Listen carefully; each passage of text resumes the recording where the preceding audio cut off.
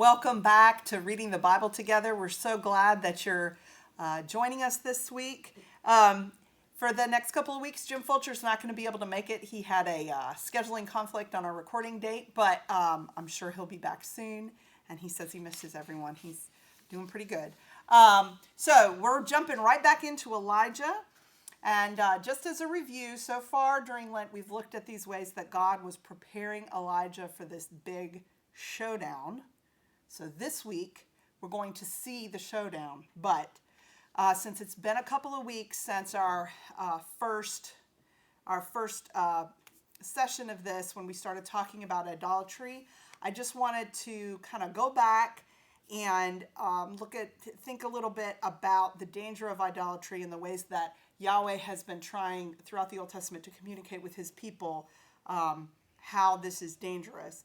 And so we talked about this the very first session when we first started talking about Elijah. But I just wanted to just pull out a quick little passage from Isaiah. There's a longer version of this in Isaiah 44, but we're just going to just take a few verses out of it. So starting in verse 14, and this is talking about people who manufacture idols. He cut down cedars, or perhaps took a cypress or oak. He let it grow among the trees of the forest, or planted a pine, and the rain made it grow. It is used for fuel, for burning.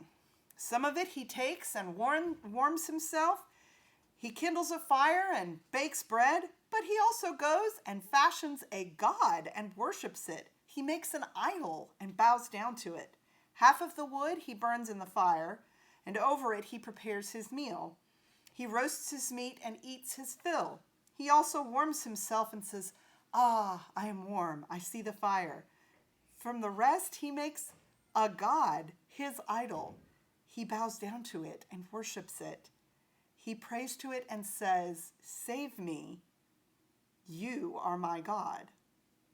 And this last verse is chilling to me because we might be reading this passage along and think, well, Isaiah is saying that worshiping idols is very silly, and it actually seems like a very silly choice, or at least a bad decision.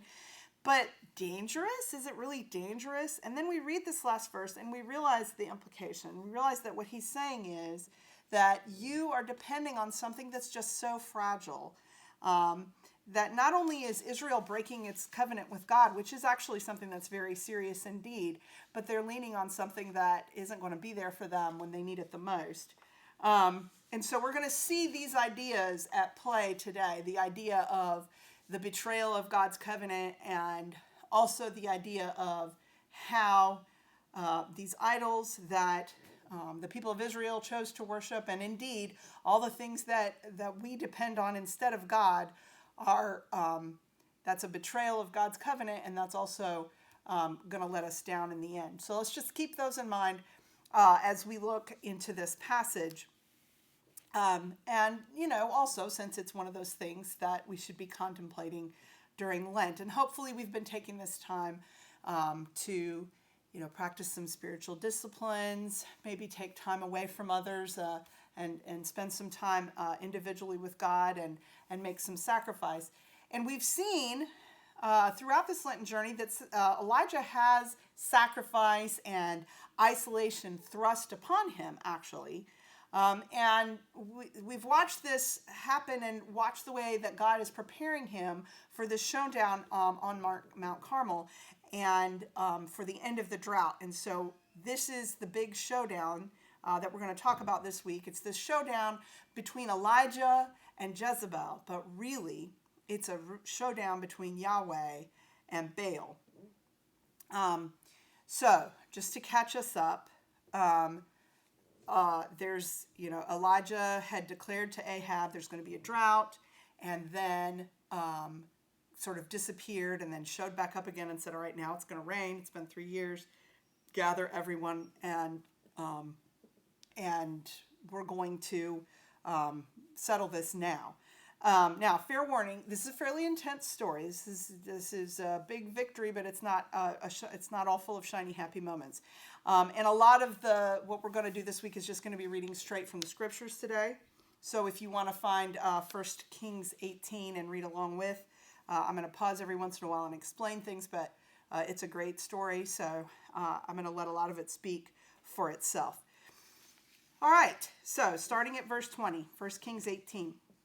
So Ahab sent to all the Israelites and assembled the prophets at Mount Carmel. Elijah then came near to all the people and said, "How long will you go limping with two different opinions?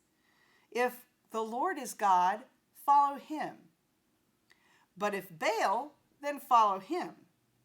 The people did not answer a word. Then Elijah said to the people, "I, even I only, am left a prophet of the Lord, but Baal's prophets number 450. Let 2 bulls be given to us. Let them choose 1 bull for themselves and cut it into pieces and lay it on the wood, but put no fire to it. I will prepare the other bull and lay it on the wood, but put no fire to it. Then you call on the name of your God, and I will call on the name of the Lord. The God who answers with fire is indeed God."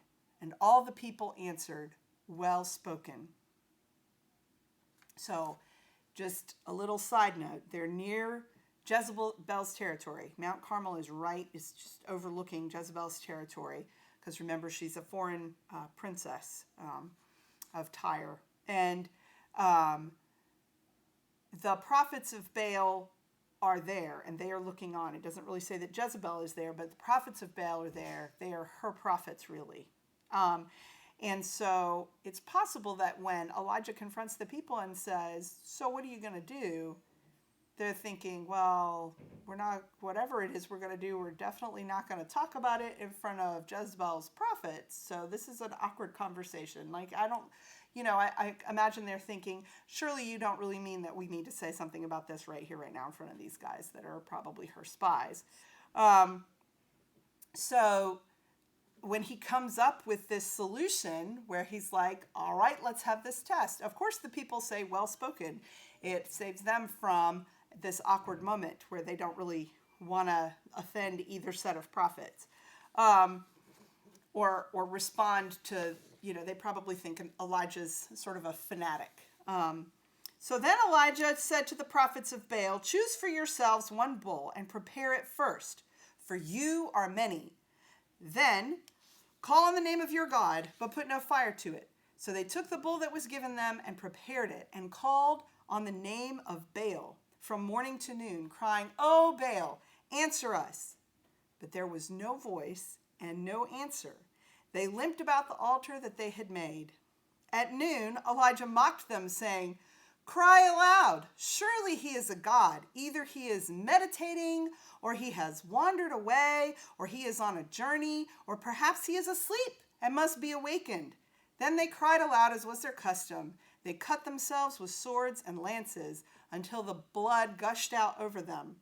As midday passed, they raved on until the time of the offering of oblation, but there was no voice, no answer, and no response. So Elijah's making fun of the prophets of Baal. And this is, honestly, I'm pretty sure that this wandered away, I think that's kind of a euphemism for went to the restroom. I mean, he really is deriding them. But let's notice that what's going on with these prophets of Baal, the thing with an idol, anything that we depend on and give our allegiance to in the place of God, is that they never really give you what you're looking for, and eventually they demand everything from you. These prophets of Baal are literally bleeding out over this sacrifice, and of course they're getting no response because Baal isn't really God. So then Elijah said to all the people, "Come closer to me." And all the people came closer to him. First he repaired the altar of the Lord that had been thrown down. Elijah took 12 stones, according to the number of the tribes of the sons of Jacob, to whom the word of the Lord came, saying, "Israel shall be your name." With the stones he built an altar to the name of the Lord. Then he made a trench around the altar, large enough to contain 2 measures of seed. Next he put the wood in order, cut the bull in pieces, and laid it on the wood. he said, "Fill 4 jars with water and pour it on the burnt offering and on the wood." Let's remember, water is a scarce resource at this time. Then he said, "Do it a second time." And they did it a second time. Again, he said, "Do it a third time." And they did it a third time, so that the water ran all around the altar and filled the trench with water. So there's several times in the Old Testament where someone builds an altar to the Lord and uses these 12 stones to represent the 12 tribes. And this is kind of also a reminder at this point, the tribes have split. Remember, there's the northern kingdom and the southern kingdom now, and this is the northern kingdom, and they've lost Jerusalem, they've lost Judah, they've lost a lot of what made everything kind of come together during the time of David. And he's also reminding them that they worship Yahweh, and the author is even reminding us of who God's people were. So he does all this, and he's giving God plenty of room to work as well. So let no one on that mountain who witnesses what's about to happen call it anything other than a miracle. He's using this finite resource of water. He's drenching everything with it. If there's a fire, everyone's going to know it wasn't an accident. At the time of the offering of oblation, the prophet Elijah came near and said, "O Lord, God of Abraham, Isaac, and Israel, let it be known this day that you are God in Israel, that I am your servant, and that I have done all of these things at your bidding. Answer me, O Lord, answer me, so that this people may know that you, O Lord, are God, and that you have turned their hearts back." Then the fire of the Lord fell and consumed the burnt offering, the wood, and the stones, and the dust, and even licked up the water that was in the trench. When all the people saw it, they fell on their faces and said, "The Lord indeed is God. The Lord indeed is God." Elijah said to them, "Seize the prophets of Baal. Do not let one of them escape." Then they seized them, and Elijah brought them down to the Wadi Kishon and killed them there. Okay, so it's a simple prayer. It's an undesirable result. And we are going to talk a little bit more next week about the fact that Elijah kills the prophets. It's interesting that, the author of Kings doesn't really say that was a good idea or a bad idea. It's definitely something that makes us uncomfortable in this day and time. But we've also seen there's places in the Old Testament where it gets to the point where God says, "You know what? Enough is enough. This is it."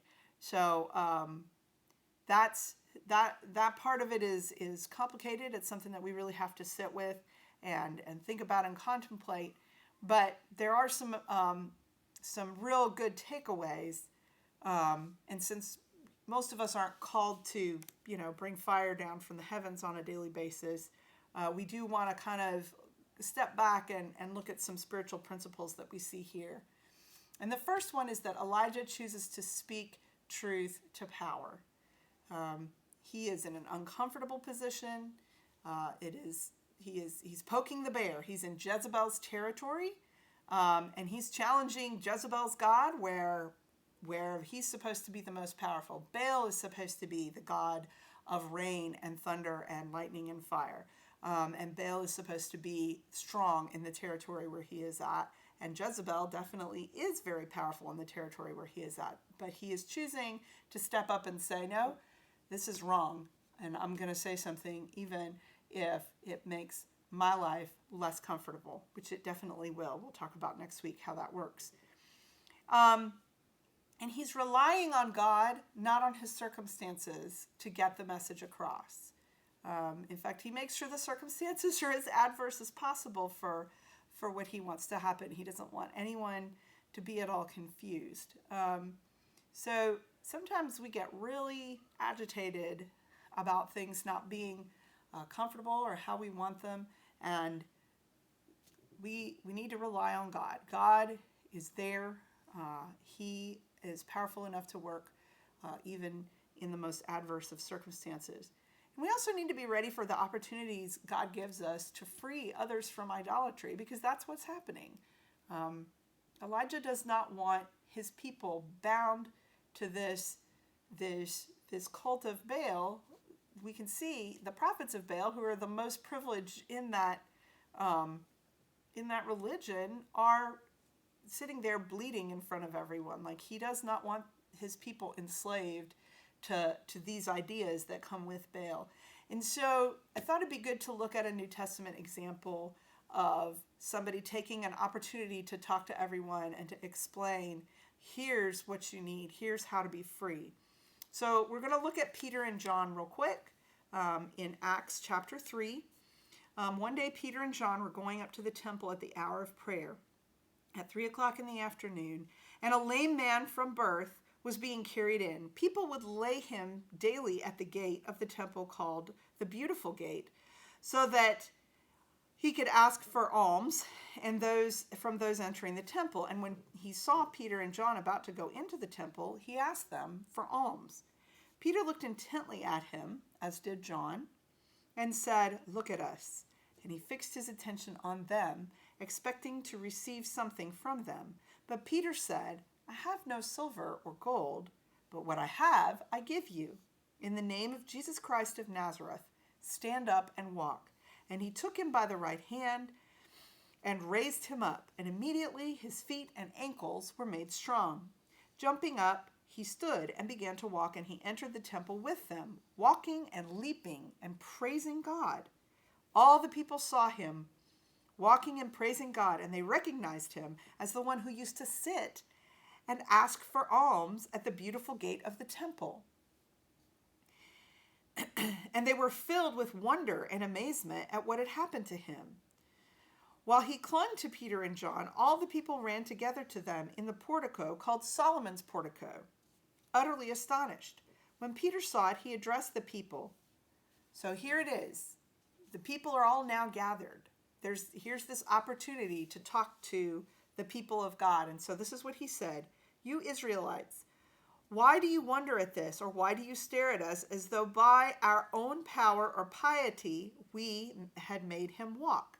So again, he's relying on God, not his circumstances, to get his point across. "The God of Abraham, the God of Isaac, and the God of Jacob, the God of our ancestors, has glorified his servant Jesus, whom you handed over and rejected in the presence of Pilate, though he had decided to release him.